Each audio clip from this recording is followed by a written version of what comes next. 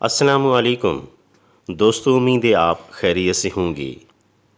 آج ایک ایسے تاریخی واقعہ کا ذکر کرنے جا رہا ہوں جس نے پوری دنیا کو ورط حیرت میں ڈال دیا ہے۔ صف اول کے جنگی ماہرین اور صاحبان عقل و دانش بھی ایک ایسی قوم کی بہادری، شجاعت، دلیری، جواں مردی اور ہمت و استقلال کی داد و تحسین اور تعریف کرنے پر مجبور ہو گئے، جس نے بے سر و سامانی، محدود وسائل، حصے میں ملنے والے ناکارہ اور بیکار جنگی ہتھیاروں کے باوجود شاطر دشمن کو ناکوں چنے چبوا دیے اور ذلت آمیز شکست سے دوچار کیا۔ دوسری طرف مکار، چال باز اور ڈرپوک دشمن کی عیاری، بزدلی، کم ہمتی اور ذہنی پسماندگی پورے عالم پر عیاں ہو گئی، جس نے جنگی قوانین کو بالائے طاق رکھتے ہوئے طبل جنگ بجائے بغیر چھپ کر رات کی تاریکی میں ایک غیور اور بہادر قوم پر اچانک حملہ کر دیا۔ یہ واقعہ ہے 6 ستمبر 1965 کا، جب پاکستانی فوج اور عوام نے مل کر اپنے سے 10 گنا بڑے دشمن کے ناپاک عزائم کو خاک میں ملا دیا۔ 6 ستمبر کا دن ہماری قومی اور عسکری تاریخ کا ایک اہم اور یادگار دن ہے۔ ہماری بہادر بری، بحری اور فضائی افواج کی پشت پر پوری قوم یکجان ہو کر دشمن کے سامنے سیسا پلائی دیوار بن گئی اور اسے ایسی شکست سے دوچار کیا جس کا اس نے کبھی تصور بھی نہیں کیا تھا۔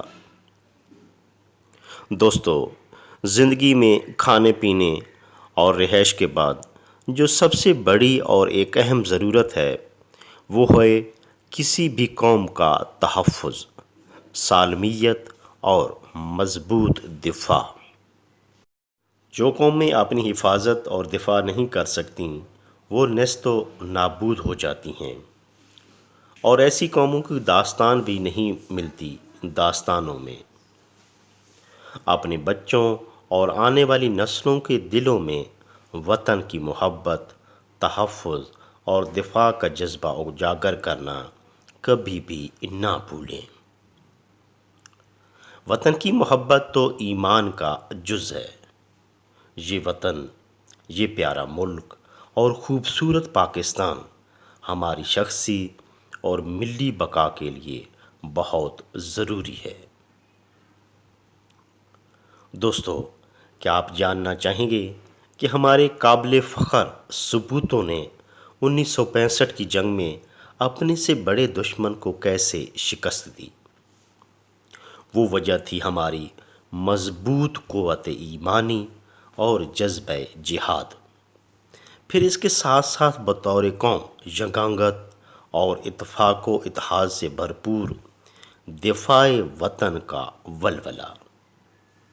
ہمارے دلیر اور بہادر فوجی جوان اللہ اکبر کی صدائیں لگاتے دشمن پر حملہ آور ہوتے، اور غیور عوام لا الہ الا اللہ کا ورد کرتے فوج کے شانہ بشانہ کھڑی نظر آئی۔